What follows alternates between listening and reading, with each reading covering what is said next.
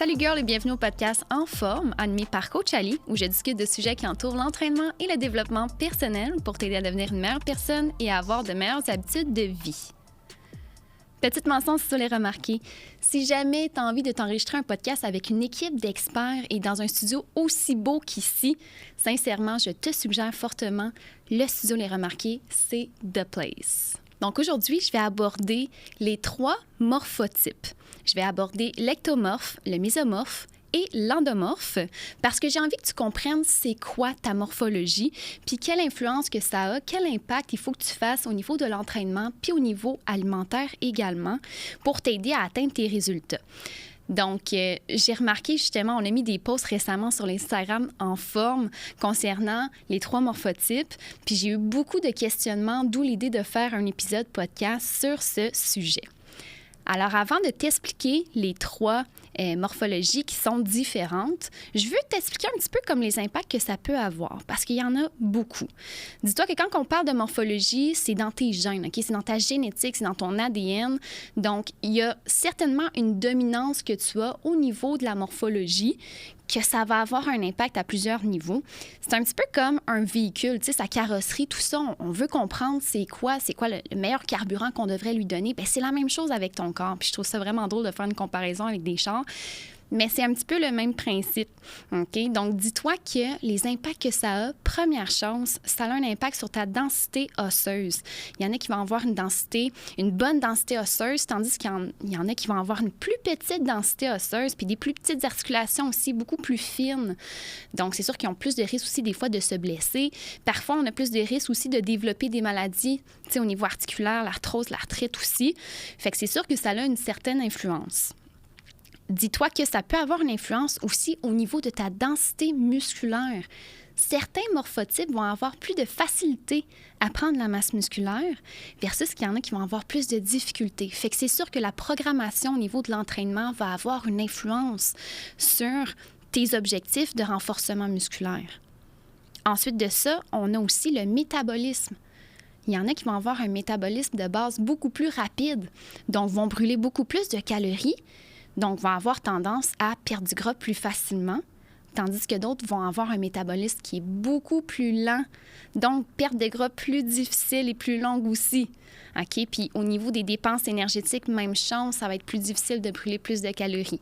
OK? Donc ça a vraiment beaucoup d'impact. Performances sportives aussi là, sont impactées par la morphotype. Donc, tu peux avoir une morphotype qui est beaucoup plus athlétique, tandis que tu peux avoir un morphotype qui est moins athlétique. Donc, des fois, ça dépend aussi quel sport que tu peux faire, mais ça va influencer tes skills, tes performances sportives. Puis finalement, dis-toi que ça a un impact aussi sur ta confiance en toi. Des fois, tu sais, on dirait qu'avec la société... Aujourd'hui, avec le body positivity, honnêtement, je suis vraiment contente de ça. Ça a un très, très bon impact. Mais dis-toi qu'effectivement, des fois, ça peut jouer sur ta confiance. Mais le fait que je t'explique ça aujourd'hui, ça va t'aider à être plus douce envers toi-même, à plus te comprendre, mais aussi dans un certain sens, je veux un petit peu plus te responsabiliser. Je veux te faire comprendre que c'est sûr qu'il y a des choses qu'il va falloir que tu mettes en place et en action pour t'aider encore plus à aller atteindre tes objectifs, donc t'aider à ta confiance en toi, justement. Alors, beaucoup d'impact.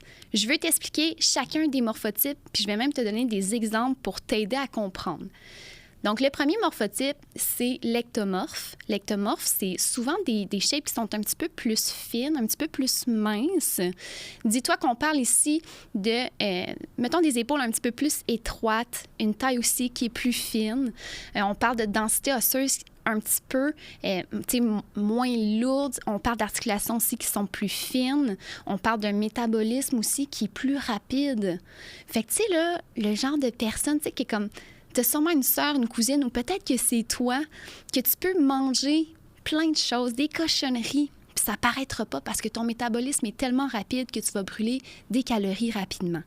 OK? Mais ça fait en sorte que tu as vraiment moins de facilité à prendre du gras, mais tu as aussi moins de facilité à prendre de la masse musculaire.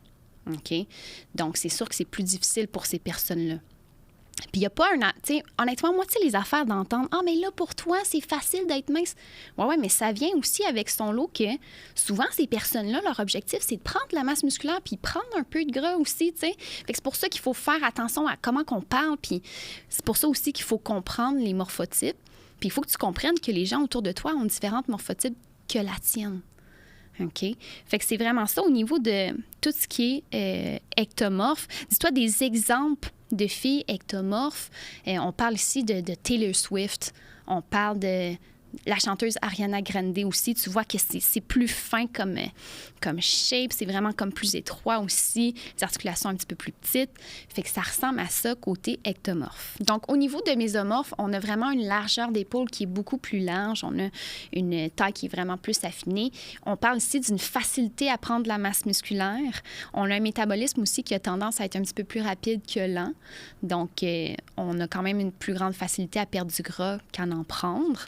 C'est souvent des filles qui vont être très athlétiques, c'est des filles qui vont vouloir faire des sports aussi. Ça ne veut pas dire que c'est nécessairement ça, là, mais généralement, ils ont cette facilité-là au niveau des performances sportives. Donc, dis-toi qu'ici, on parle comme exemple de célébrités qui sont ectomorphes. Jennifer Lopez. Tu sais, quand elle fait des shows, elle danse durant 3 heures, elle est full active, shape un peu sportive. On parle aussi de Pink. Pink qui fait des acrobaties, là, on l'a vu là, dernièrement faire un show ici. Là. Fait que dis-toi qu'elle est full active, elle bouge beaucoup, puis tout en chantant. Puis, tu sais, sa shape, ça paraît, là, est vraiment mésomorphe, là, on s'entend. C'est un bon exemple. Ensuite de ça, on a le morphotype qui est endomorphe. Fait qu'endomorphe, ici, on parle d'une densité osseuse qui est un petit peu plus lourde, qui est un petit peu plus élevée, justement, une bonne densité. On a des articulations qui sont aussi un petit peu plus... c'est pas fin, là. C'est un peu l'inverse d'ectomorphe, justement. Fait que dis-toi que ces personnes-là, ils ont un métabolisme qui est un petit peu plus lent, par contre, que les autres types de morphologie. Donc ici, on a une plus grande facilité à prendre du gras. On a une plus grande difficulté aussi à avoir une certaine dépense énergétique. Dis-toi que, niveau alimentation aussi, ça va avoir un gros impact. Il va falloir vérifier ça à ce niveau pour aider à activer le métabolisme, à ce qu'il soit plus rapide. Donc, des exemples de célébrités qu'on pourrait dire qui sont endomorphes. On parle ici de Adele, par exemple la chanteuse Adele. On parle de l'actrice Melissa McCarthy, qui a aussi une facilité à être un petit peu plus ronde. Là, fait ici, on parle d'une largeur d'épaule qui est quand même large, mais au niveau des hanches, au niveau de la taille, ça va être un petit peu plus large aussi. Okay? C'est vraiment là qu'on peut voir une différence. Puis sinon, niveau densité musculaire, ces filles-là ont de la facilité à prendre du muscle aussi. Okay? Fait que ça aussi, niveau sportif, performance aussi, ça aide beaucoup. Donc, c'est ça les 3 morphotypes. Là, c'est à toi de voir laquelle tu penses qui te ressemble le plus parmi les 3. Dis-toi que, comme je te disais tantôt, il y a des petites technicalités à comprendre. C'est que tu vas avoir un morphotype qui est dominant parce que c'est dans ta génétique. Souvent, ça vient de nos parents aussi, dans notre famille. C'est ça qui va faire en sorte qu'on va pouvoir savoir lequel qu'on est plus. Mais des fois, on a des caractéristiques qui vont aller chercher dans différentes morphotypes aussi. Okay? Mais reste qu'il y en a une qui est vraiment plus dominante que les autres, d'où l'impact de venir influencer sa programmation en entraînement, puis d'où l'impact d'influencer aussi au niveau alimentaire. Okay? Fait que c'est ça que j'ai envie de te parler. Tu sais, là, les fameux coachs qui disent que tu dois connaître ton morphotype selon l'entraînement que tu vas faire, mais ici, là, je vais te les donner, les Golden Nuggets. Je veux que tu comprennes qu'est-ce que tu dois mettre en place. OK? Fait que dis-toi que niveau ectomorphe, fait que là, on se rappelle, ectomorphe, c'est vraiment une shape qui est un petit peu plus fine, qui est un petit peu plus mince. Dis-toi que niveau entraînement, généralement, ces filles-là veulent prendre de la masse musculaire. C'est très, très rare qu'ils vont vouloir venir perdre du gras. Des fois, oui, ils veulent peut-être coter un tout petit peu, mais généralement, c'est vraiment plus de prendre de la masse. Donc, dis-toi que ce qu'on va programmer généralement, les coachs, c'est d'avoir une programmation avec plus de séries, mais moins de répétitions.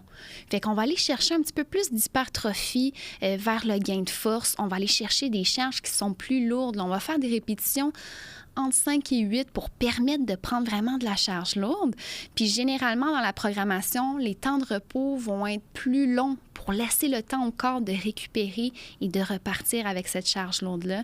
Souvent, les exercices vont être seuls aussi pour vraiment se concentrer sur le gain musculaire de l'exercice en tant que tel. Il y aura moins la présence de supersets, moins de présence aussi de style HIIT workout. Ça va vraiment plus être une programmation plus conventionnelle avec un exercice à la fois avec des longs temps de repos. Puis même des fois, les repos inter-entraînement, on va suggérer qu'il y ait des pauses, de prendre toujours une journée de repos des fois entre les entraînements parce que le corps doit prendre le temps de récupérer. Niveau alimentaire, ce qu'on va suggérer, c'est d'être dans un surplus calorique. Parce que le métabolisme est tellement rapide qu'il faut absolument que tu sois dans un surplus calorique. Il faut que tu manges beaucoup plus. Puis j'ai un exemple à te donner, justement. Je pense que tu as vu des fois des filles sur Instagram, des coachs, le fitness. Tu sais, le fameux trend, une journée dans mon assiette, puis là, elle te montre ce qu'elle mange, puis là, tu vois, tabarouette, ça va jusqu'à 3500 calories, même 4000 calories. Mais ça, là, c'est propre à elle. Puis probablement qu'elle, son morphotype, c'est ectomorphe. Puis toi, c'est pas le cas. Fait que toi, faut pas que tu t'inspires de ça pour manger le nombre de calories qu'elle mange. C'est pas approprié pour toi. Fait que c'est pour ça qu'il faut venir personnaliser son alimentation, son programme alimentaire, tout ça, sa structure. Donc, dis-toi que c'est pas parce que tu vois la girl que tu suis, fitness, que tu trouves sa shape est hot, que c'est ça que toi, faut que tu fasses. T'sais, toi, faut que tu viennes adapter ça à ta façon aussi. Il faut que tu comprennes la différence entre ta morphologie puis la sienne. Fait que dis-toi que effectivement, les ectomorphes, on veut manger beaucoup plus de calories, on veut manger énormément de protéines. Tu vas voir des fois dans leur plan alimentaire, leur structure, c'est énormément de présence de protéines à tous les repas, puis c'est extrêmement élevé comme macronutriments. C'est celui qui est le plus élevé, là, souvent parmi les 3 macros. Puis il y a beaucoup de glucides aussi également parce que leur corps est capable de le métaboliser vraiment rapidement. Alors, côté alimentation, ça ressemble à ça aussi. Fait que ça ressemble à ça côté ectomorphe. Puis, tu sais, si jamais tu as des questions puis que tu sais que toi, tu es ectomorphe, tu sais, n'hésite pas à m'écrire. Je vais me faire un plaisir de pouvoir t'expliquer le tout. Dis-toi qu'ensuite de ça, mésomorphe, OK? Fait qu'ici, on parle d'une shape qui est un petit peu plus comme athlétique. Donc, côté programmation, on va pouvoir y aller selon aussi les objectifs de la personne. Des fois, cette personne-là veut un petit peu plus coter parce qu'il y a peut-être un petit surplus de gras. Des fois, cette personne-là veut venir aussi renforcer certaines zones de son corps parce qu'elle a déjà une shape quand même très athlétique, fait que du muscle qui est quand même très développé. Mais des fois, on va aller chercher certaines zones. T'sais, on va vouloir travailler les glutes, on va vouloir travailler tel endroit. Fait que dis-toi que ça va vraiment être propre à chacun. Fait que c'est des filles qui peuvent autant aller dans du style de HIIT workout, cross-training, crossfit, que c'est des filles qui peuvent aller dans de la programmation vraiment conventionnelle aussi au gym. Fait que ça va vraiment dépendre de leur objectif. Des fois, on va aller travailler en endurance musculaire. Des fois, on va aller travailler en hypertrophie, tout dépendant qu'est-ce qu'elles veulent comme résultat. Donc, c'est un petit peu plus varié au niveau de la programmation. Dis-toi qu'au niveau de tout ce qui est alimentation, c'est des filles qu'on va les maintenir un petit peu plus dans un petit déficit calorique. Un petit déficit. Fait qu'on n'est pas dans le surplus, à moins qu'elles disent qu'elles veulent vraiment avoir un gain de masse, puis c'est sûr qu'une certaine prise de gras va s'en suivre aussi avec ça. Mais si elles veulent plus un peu coter, on va être dans un petit déficit calorique qu'on va maintenir. Donc, on parle de là, si on se dit que le métabolisme de base est à 1600, bien, on va aller chercher un 1500 calories. Pour aller chercher un déficit de 100 calories par jour. Fait que dis-toi que ça ressemble un petit peu plus à ça. Niveau alimentaire, les protéines aussi, on va venir les optimiser au maximum parce qu'on veut aider au gain musculaire. Donc, ça va vraiment plus varier de ce que la fille veut comme résultat quand elle a une morphologie qui est mésomorphe. Ensuite de ça, niveau endomorphe. Fait qu'endomorphe, on parle un petit peu plus d'une shape qui est un peu plus ronde, fait quand même une taille qui est un petit peu plus large, tout ça. On parle ici d'une certaine facilité aussi à prendre du gras, fait que c'est sûr qu'il va falloir avoir une programmation d'entraînement qui est bénéfique pour aider à cette perte de gras-là. Généralement, c'est souvent ça leur objectif. Dis-toi que la programmation, ici, on va aller chercher un petit peu plus du style HIIT workout, on va aller plus chercher du cross-training ou est-ce qu'on va faire comme un peu du cardio en même temps de la muscu pour optimiser le temps. Puis ici, on va généralement aussi parler d'entraînements qui sont peut-être un petit peu plus courts, qui sont plus intenses puis qui sont beaucoup répétés dans la semaine. Fait que c'est comme un peu l'inverse d'ectomorphe. C'est qu'on va venir s'entraîner plus souvent, des entraînements qui sont plus courts, qui sont plus demandants, ou est-ce qu'on va avoir une combinaison de plusieurs exercices? Tu sais, ça va être une combinaison de comme des fois 3 à 4, même jusqu'à 8, des circuits, etc. Fait que c'est ça qu'on va aller chercher, puis c'est ça qui va aider à avoir une plus grande dépense énergétique. OK? Parce que la prise de masse, elle est facile pour cette personne-là, mais c'est la perte de gras qu'on veut venir optimiser. Puis pour aider à optimiser le tout, bien, c'est au niveau de la structure alimentaire qu'on va venir travailler dans un plus grand déficit calorique. Fait que parmi les 3, c'est vraiment là qu'on va aller chercher un gros déficit calorique, des fois qui va aller jusqu'à un gros max de 500 calories de déficit par jour. Okay? Il faut qu'on aille chercher ça, justement. C'est un petit peu plus difficile. C'est quelque chose qu'on va faire progressivement. Tu n'arrives pas du jour au lendemain puis tu crées un déficit de 500 calories. C'est pas comme ça que ça fonctionne. On y va progressif parce que sinon, tu vas avoir faim puis tu vas détester ta vie. On s'entend. OK? Fait que c'est ça. Les Golden Nuggets, c'est ça, les différences que tu dois venir apporter dans ton mode de vie, dans ton entraînement. Dis-toi que, comme je te disais tantôt, c'est que tu as une dominance vers un certain morphotype, mais il faut que tu saches que des fois, il y a certaines caractéristiques que tu vas aller chercher un petit peu des autres. Puis ton environnement, puis ton mode de vie va tellement avoir un impact sur ta morphologie qu'elle va changer. OK? Si on prend l'exemple d'Adèle, justement, tu sais, je l'ai donné en exemple dans l'endomorphe tantôt, mais Adèle qui a fait un gros switch dans sa vie, je sais pas, je me rappelle plus en quelle année, mais que, tu sais, elle s'est mise à faire attention, justement, au niveau alimentaire, de s'entraîner aussi vraiment plus. On a vu que son corps a changé, sa morphologie a changé, mais reste que sa densité osseuse, elle est la même. Sa densité aussi au niveau articulaire, au niveau de la masse musculaire, elle est la même quand même. Sa shape, elle a changé.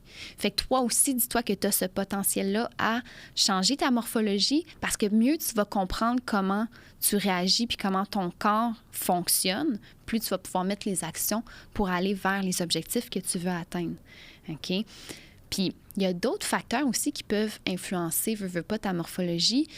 Quand on parle justement d'une grossesse puis d'un accouchement, bien, tu sais, on vient chercher aussi beaucoup un changement au niveau hormonal. Ça va avoir une influence. Ça se peut que ta morphologie, ton morphotype change. Okay? Ça se peut qu'il y ait des changements à travers tout ça. Ça se peut qu'avant, tu étais full ectomorphe, tu avais une tendance à être full mince, puis maintenant, à cause de ce changement hormonal-là, bien, c'est l'inverse. Tu as vraiment plus une facilité à prendre du gras.